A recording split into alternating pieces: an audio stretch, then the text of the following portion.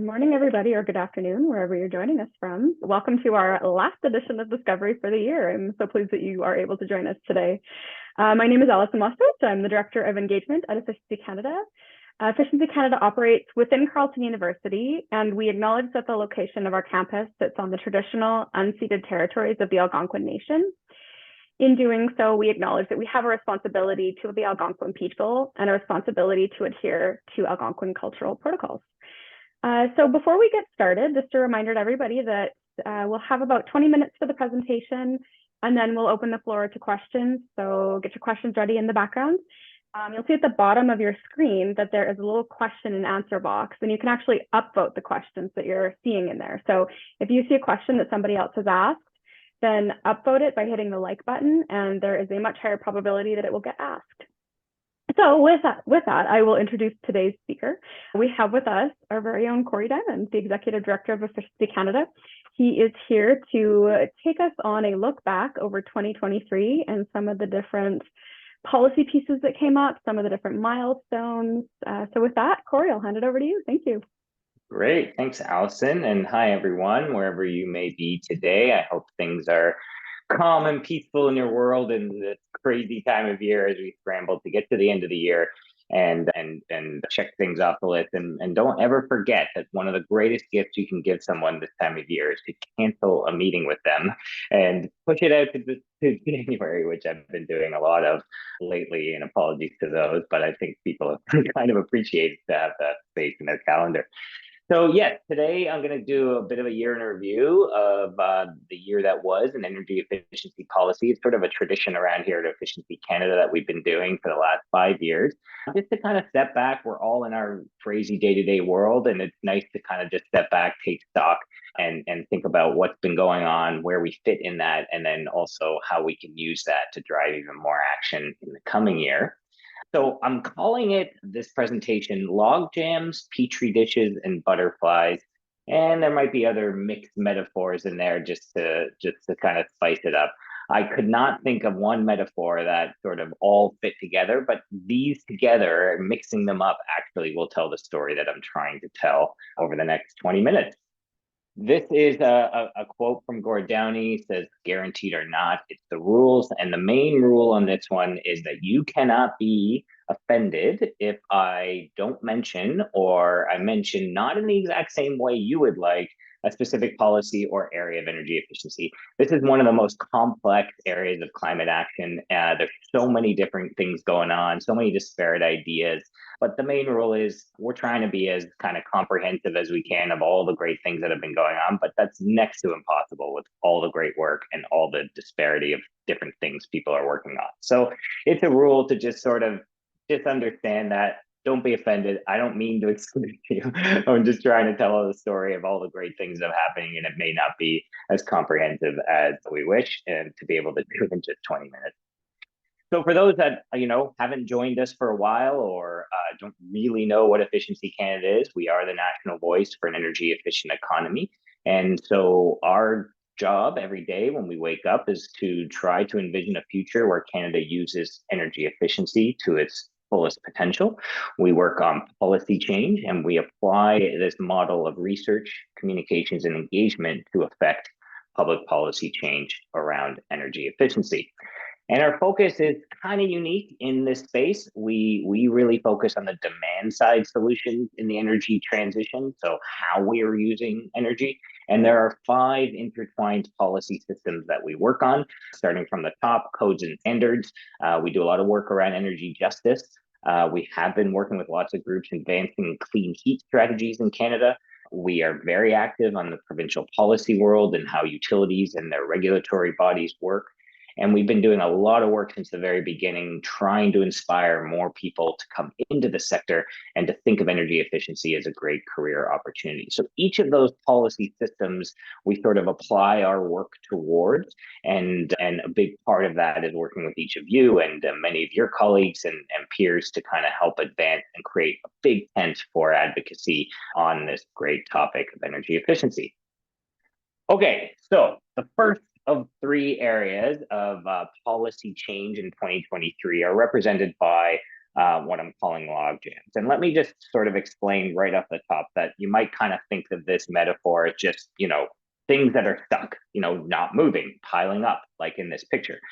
But I had the fortunate and glorious experience this summer of visiting a provincial park in Ontario called Shoots Provincial Park. And I learned a lot about the history of the local logging operations, and in particular, the role of these two individuals that you see on the screen. Now, back then, logs were sort of sent down the river just on their own and eventually got to the mill, but they would often get stuck, creating a log jam.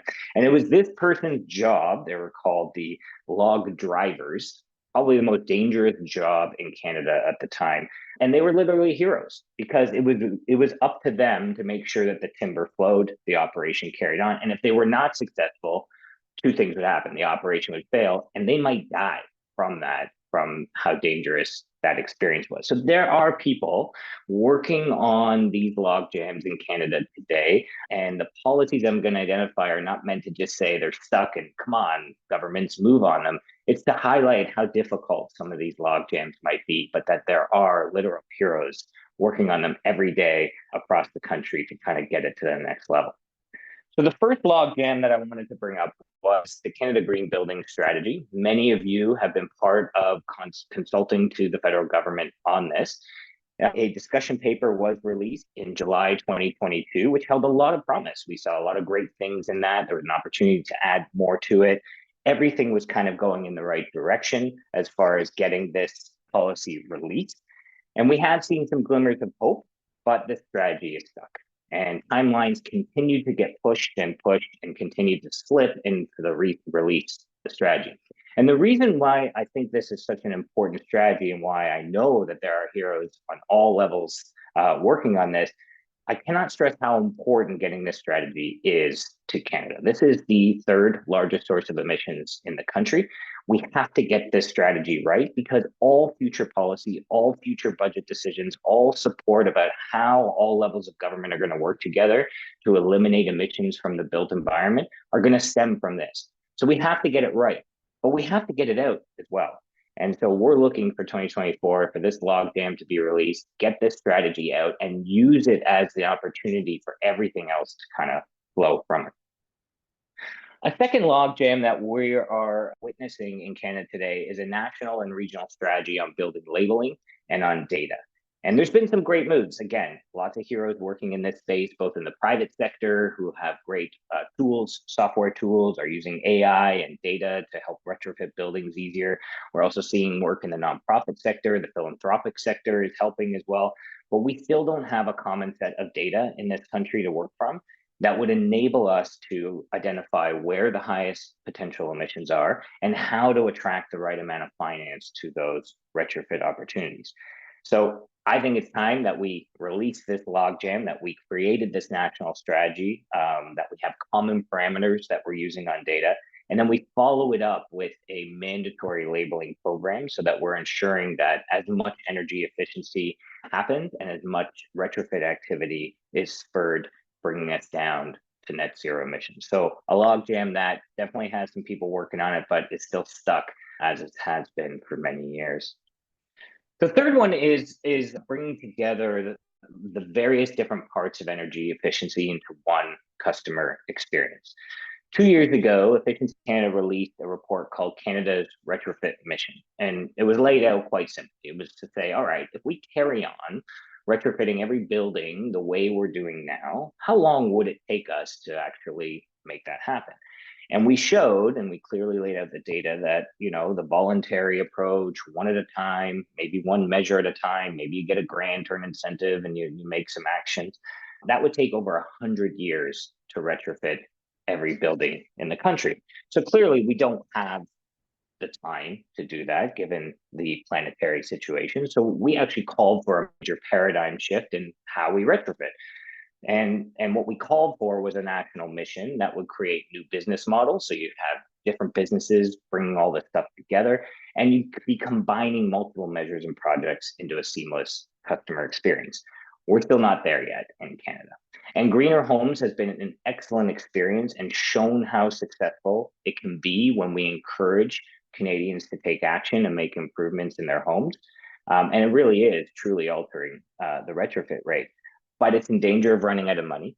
And it doesn't have a line of sight in how to use it as getting us to this next level of a paradigm shift where we need to significantly scale up retrofit activity. So it's time to release this logjam. We got to get serious about what it'll take to encourage new business model creations. And we're doing some work on that at Efficiency Canada. All right. So we move to the second mixed metaphor of Petri dishes. Now, let's go back to grade 10 biology. It's the first time many of us were sort of introduced to the concept of what a Petri dish was. And we realized that in this little plastic dish, we could, gestate and grow. And I think in my case, things died in this small little plastic dish. And this year we saw some amazing things enter the policy Petri dish in Canada.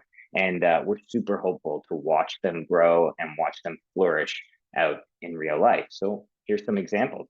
This was the first year that we have seen that the federal government explicitly has recognized that energy efficiency is a key strategy to helping Canadians lead more affordable lives. Now, you've heard us make this argument so many times, and others that are in our coalition have been trying to push for this.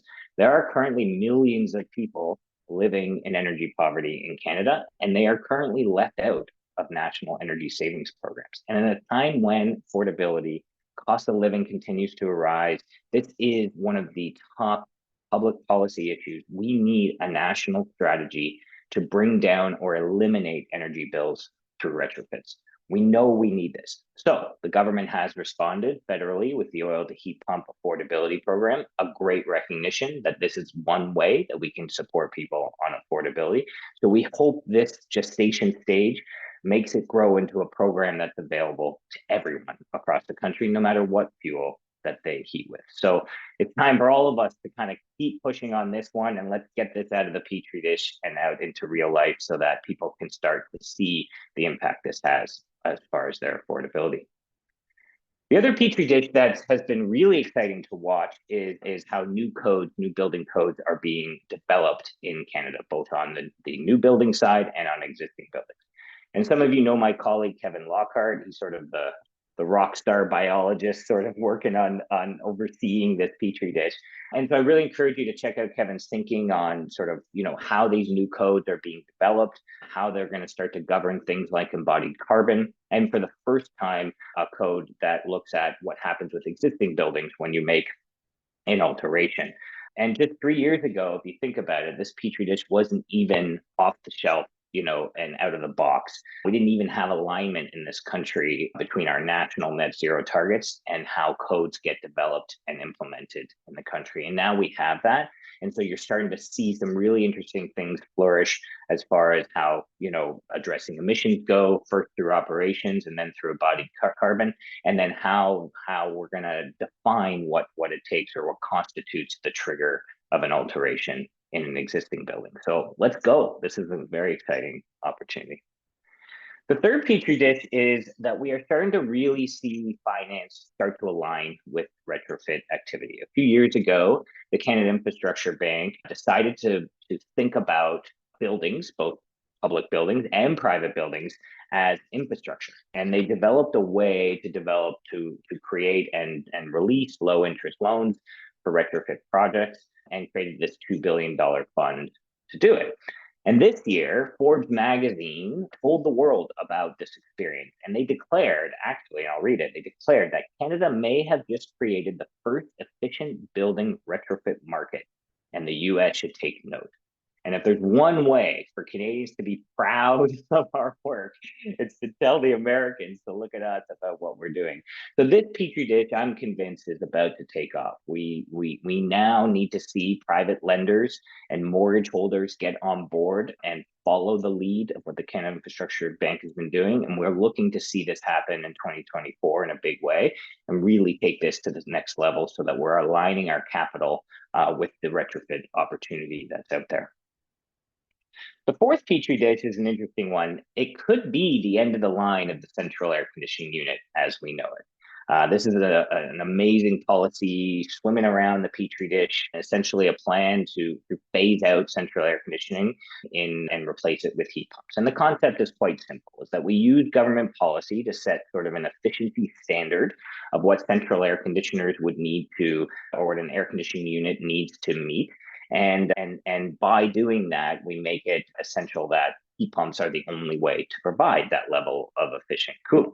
And when a customer then goes and purchases or replaces their central air conditioning unit and they're then nudged to purchase a heat pump, well, voila, they also have an option for heating. So it's sort of an elegant way to sort of start to move the market towards higher efficiency around clean heat options, also manage the efficiency levels of cooling options. And we've been working with our colleagues at the Building Decarbonization Alliance and the Canadian Climate Institute, and we really got this petri dish going this year, and we really hope to see this as a national policy next year. So this is one of those ones that I hope to say next year is in the sort of the butterfly category because it is taking off. So that's a great one to see. And the last petri dish is a really interesting one, and it's brand new. It's only a week old and just recently brought into the lab, if you will. All of us watched, as the world met in Dubai to try to figure out how we were going to keep the world on course from, catastrophic climate change. And very early on in the process, this sort of fell under the radar a bit and then came back out at the end. But the global consensus from 200 countries was that we need to double energy efficiency this decade. So fantastic thing. It is a commitment. And those biologists, maybe on this call, who've been working on this petri dish for a while, might remember this commitment that the government of Canada had around this concept called the 3% Club, which was a very similar commitment, but it was to essentially increase retrofits every year by 3%. And sadly, that petri dish dried up. It never achieved what it did. So I'm always a little skeptical of commitments.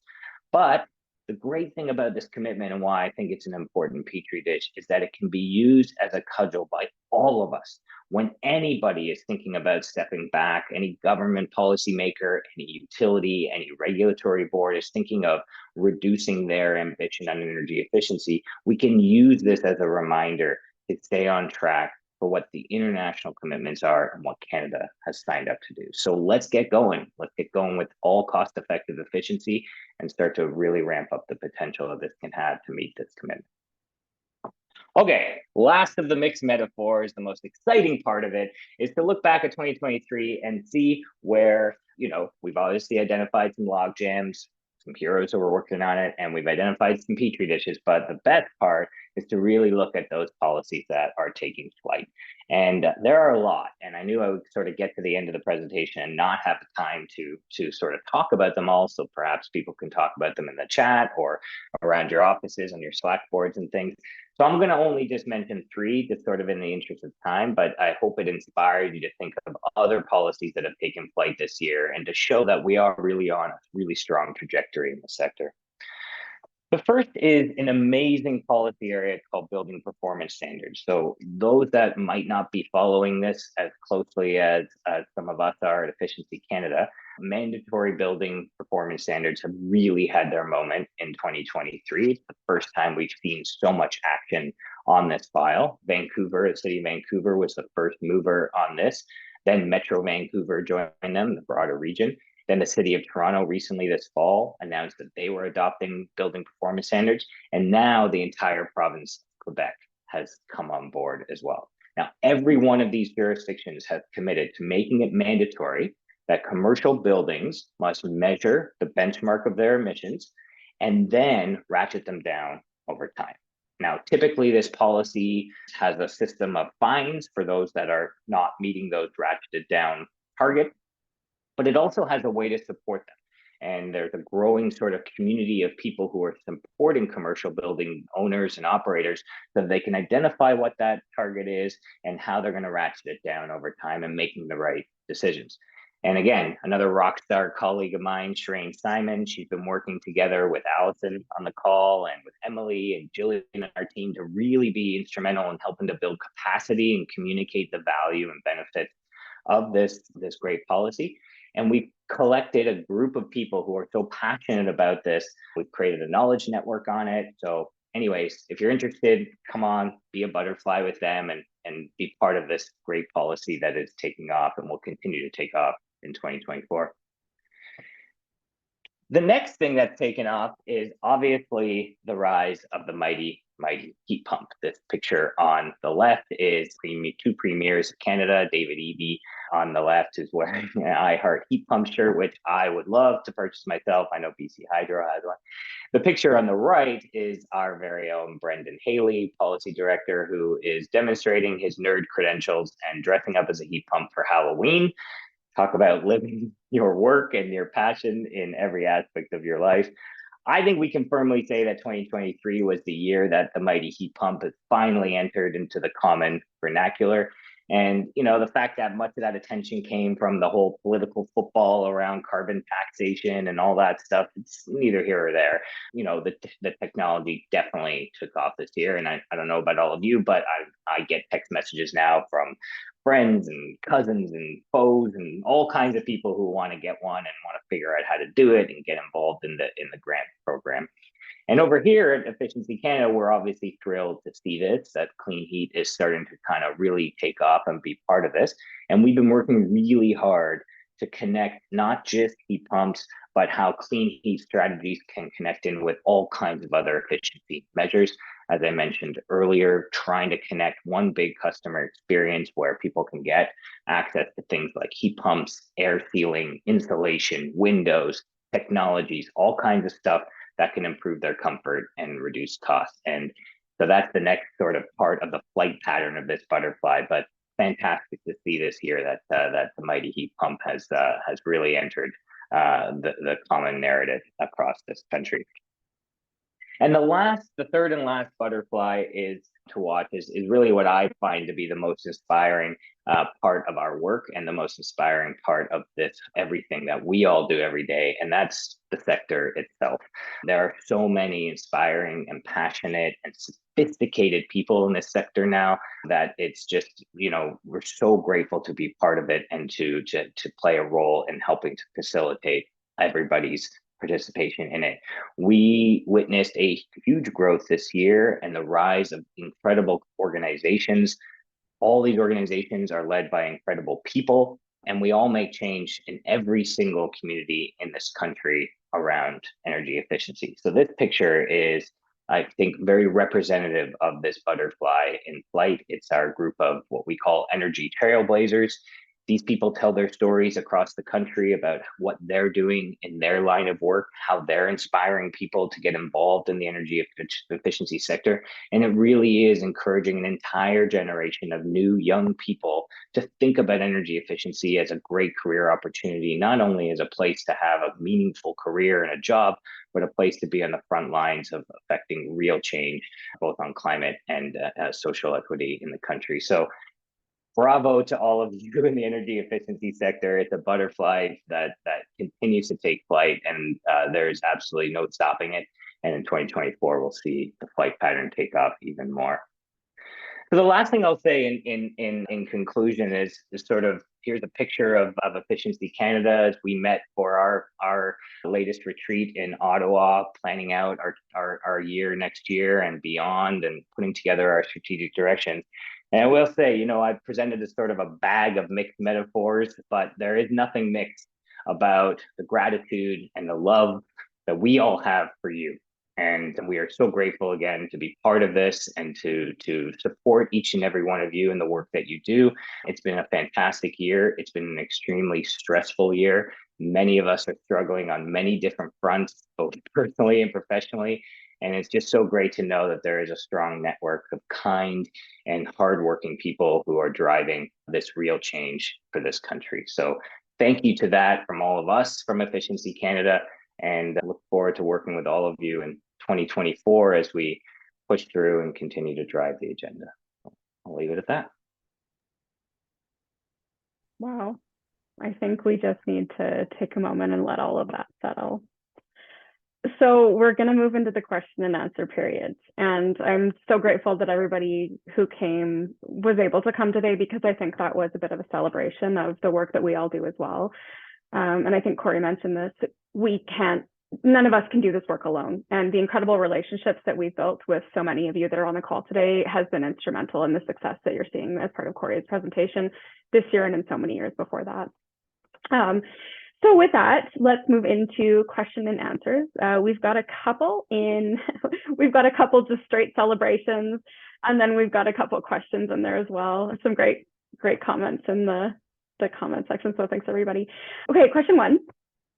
So this one is sort of from the perspective of one association, but I'm going to just broaden it a little bit. So this individual is wondering, given the return and economics of renewable energy and its acceptance in Ontario, and I would just say maybe we could apply this to the rest of Canada, how can associations or other groups collaborate with Efficiency Canada to get those that want to make renewable energy and also show that they are using this valuable clean energy more efficiently in the policies coming?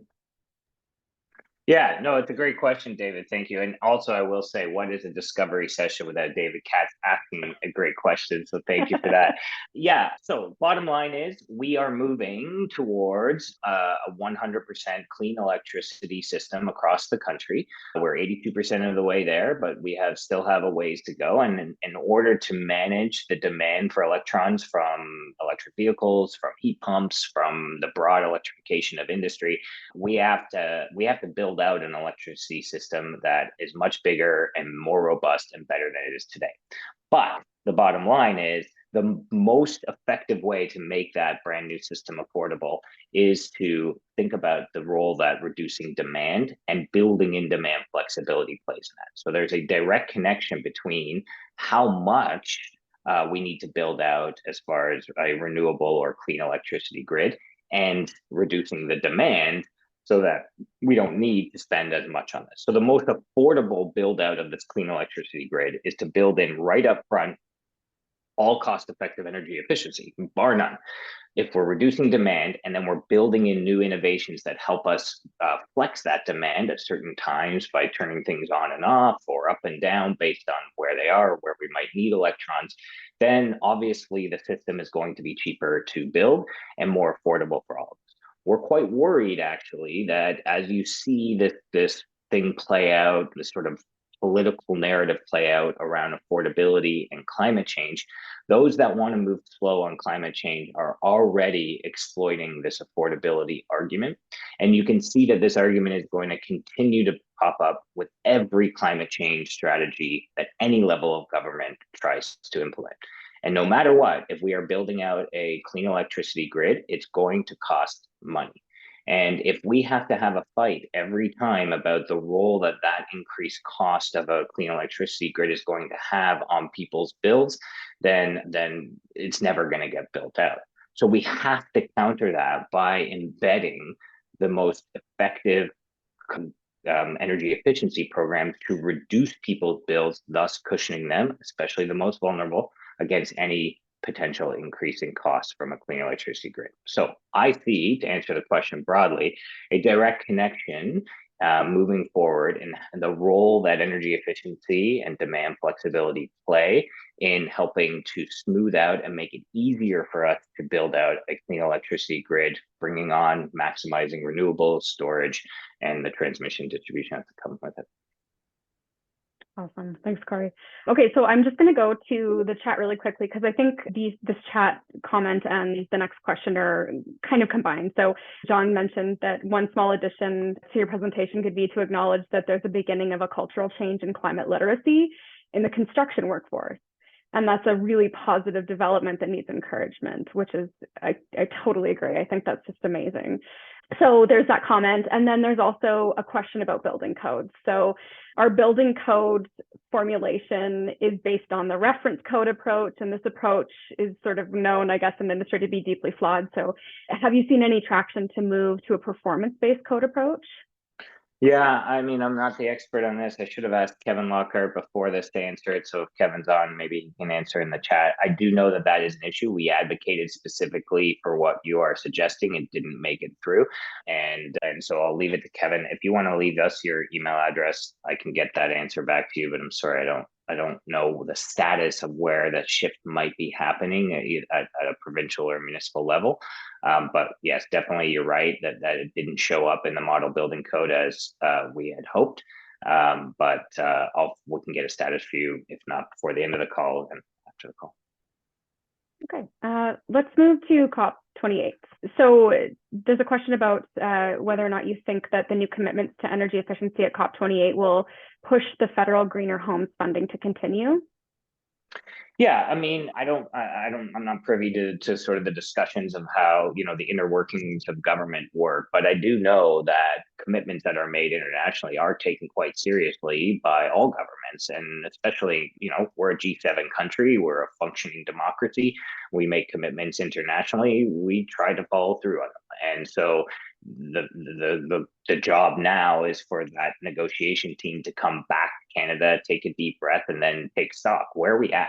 I think everyone saw last week the government released its progress report on the emissions reduction plan, and they're tracking. They have to track by law every 2 years how they're doing against their targets.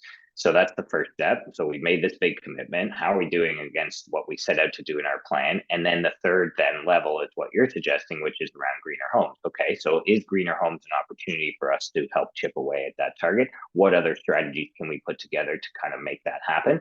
And what like fraction of the pie does that contribute to the overall like strategy for Canada to meet that commitment? I do think that it shines a light, things like making a national commitment around, the transition away from fossil fuels. That's an international commitment. Things like doubling energy efficiency. These are big deals because they show up in the media. They become part of the public narrative. They become part of the protest movement. They become part of the advocacy. And it really does hold governments accountable to say, hey, you guys went out and said you're going to do this, that you're part of this thing. Like, what gives? Where are we at? And like I said earlier, it can be used by us to continually to remind not just the federal government, all levels of government, that there is this commitment out there. So this strategy that we're asking you to put in place helps you achieve that. And so our part of our role is to sort of put as much information out there as we can to support all of you in those kinds of conversations. But it is going to require a sort of a movement of people to continue to keep and hold their governments accountable to these international commitments. And then if we do that and we're successful in keeping it front of mind against all the other priorities governments have to make, then sure, we will see it show up in things like greener homes. Mm-hmm. Did you want to talk a little bit more about greener homes and some of the impacts that you've seen and share your thoughts on that a little bit? Yeah, it's, my phone was ringing off the hook after some of those media stories and announcements were made. And, we have a couple perspectives on it. One is that, certainly the biggest barrier that our sector faces and is this continual kind of start and stop of policies and programs. And just when things are getting going and ramping up and there's sort of, great sort of public awareness about this stuff, the inclination is just to shut it down, or there's a change in government, we shut it down, or we run out of money and we shut it down. And we don't have that level of consistency. The other thing is we spent millions of dollars hiring and training people to come into this sector, learn building science, and become experts on providing advice to people. What are we going to do if the program ends? So I really, I really want to avoid that kind of start and stop. And so our perspective is, yes, keep it going, but turn it into something over time that helps with that paradigm shift that we have been talking about, which really significantly scales up retrofits and uses the skills of these brand new people in as many ways as possible and not entirely dependent on a grant-based type program. So we've got some time to figure that out, but in the meantime, we really have to, keep things going so that, we're not always starting and stopping programs, losing capacity, having to build up capacity, and continue to make it impossible for Canadians to be part of something. That really resonates with me because I'm in Alberta, so I think we're the epitome of that at the provincial level. I love this question. This is a great question, Nick. Anything that pleasantly surprised you this year? The fact that Nick asked a question on Discovery. No, you always ask questions. I don't know. What did surprise me, Nick? That's a really good question. My initial reaction is that the thing that surprised me most is essentially how hard this is. I guess I figured after, we've been at this 5 years now. We just passed our 5 year anniversary as Efficiency Canada. I've been in this sector almost 30 years since I was a teenager. And it continues to surprise me how difficult some of these, changes are, when in actual fact, there is a lot of simplicity in our space. And what we tend to do is just kind of move towards the complexity and try to get everything perfect and try to, like, pass all these very complex things. And sure, there's complexity in things, hard things are hard. But I don't know, there seems to be some simple things that we could be doing that actually kind of show us that we can be successful. And if we can do that and get things going, then the time that that's getting ramped up, we can work on the complexity. So I'm always surprised when I hear, like, from government officials, like, oh yeah, buildings are like the hardest file we have. I was like, really? Like, I don't know. There's just a few things we need to be doing. If those nudges are in place, it can mobilize lots of different activity. It seems to me that we complicate ourselves a lot and we trip over ourselves a lot, and it is surprising that kind of slows things down when we really should just barrel through and push some simple measures that we know are going to be effective. Right.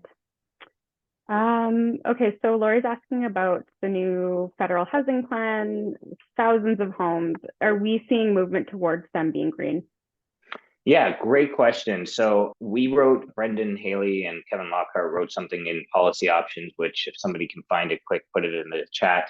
But essentially saying that there is no, trade-off between, building fast and affordable and building green homes. And one of the things we talked about was that there might be a way to develop sort of, a set of patterns or a set of, like, plans that could be, approved quite quickly and get homes built faster. And so the federal government has just issued, I think yesterday, maybe, sort of a call for what some of those plans could look like. And in it, it does say sort of green.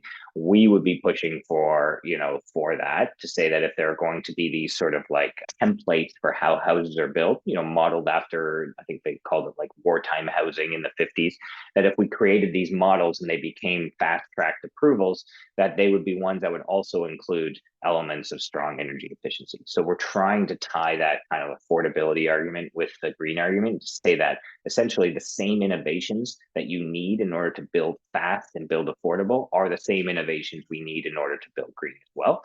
So we're really hoping that it does. Kevin and Brendan are working on a project in early 2024, which should hopefully feed into this. But yeah, if anybody else has, expertise, please reach out to us on that type of thing, whether they've been done in other jurisdictions or whether you see that there are certain elements that could definitely be included. I know that the federal government is open to that as part of this call for proposals. Corey, how would you feel about somebody else being asked a question on this webinar? Because there's a question for Nick. And Nick, if you're willing to answer it, so David was asking, what can you suggest DMHC do regarding the new homes be greener? So Nick, I can sort of unmute you if you're willing to chat about that a little bit.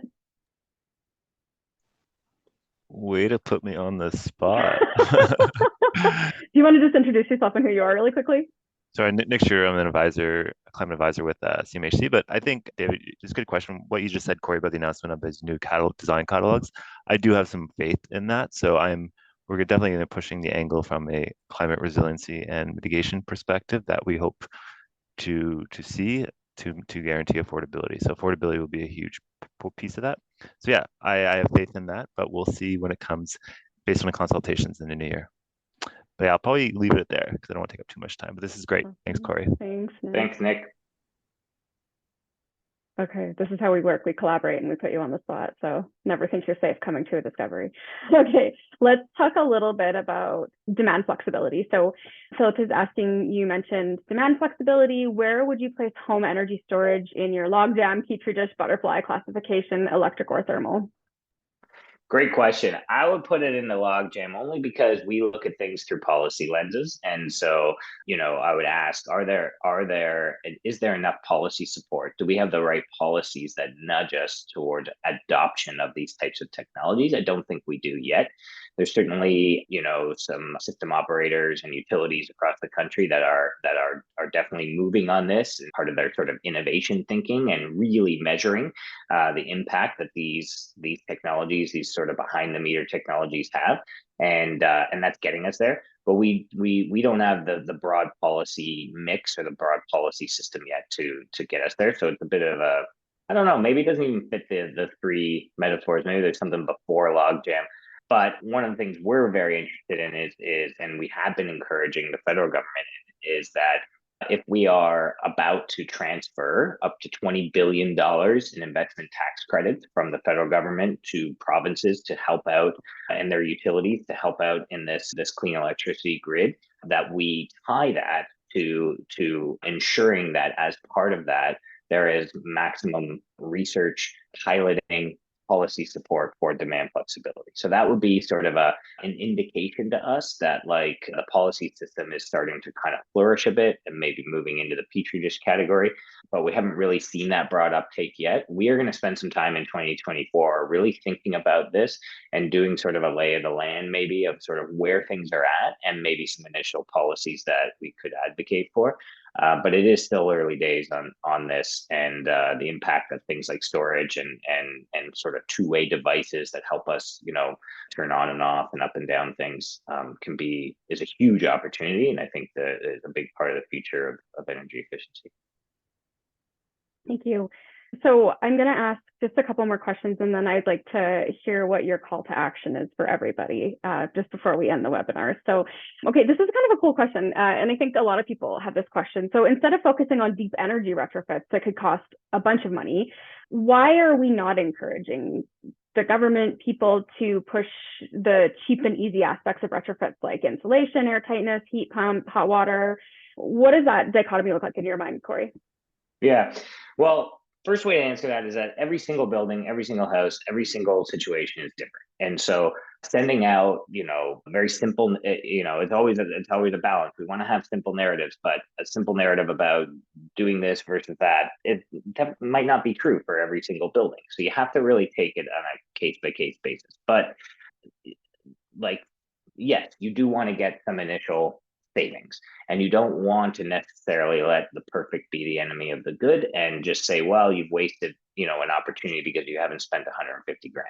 But I would say everything comes back to the customer experience and the contractor experience, that sometimes in our country it is very difficult to get the right information, to get the right incentive, to potentially get the right financing, and then to find a network or series of contractors who can help you. This is still a problem in our sector. And if you compared it to other things that happen in life, like getting a car lease or going out and purchasing something else, this is a very difficult thing to want to do or be able to do the right thing.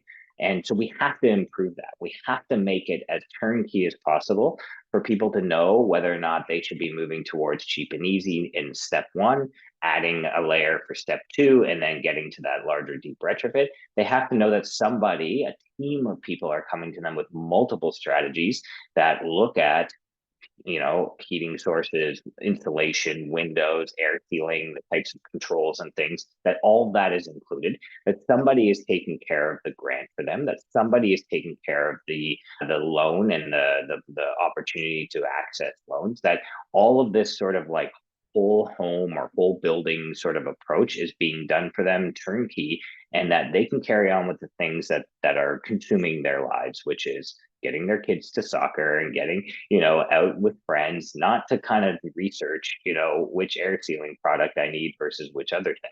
So that paradigm shift has to change. And that paradigm shift will also include bundling multiple projects at the street level, at the community level, at the type of building level.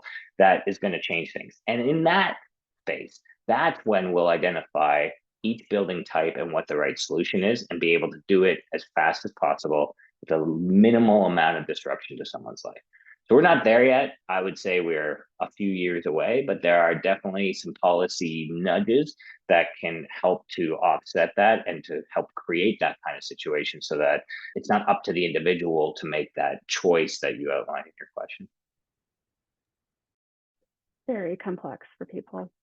Thank you so much for answering all the questions, Corey. And if you asked a question and didn't get your question answered, I apologize. We always run out of time for questions because we get such great questions.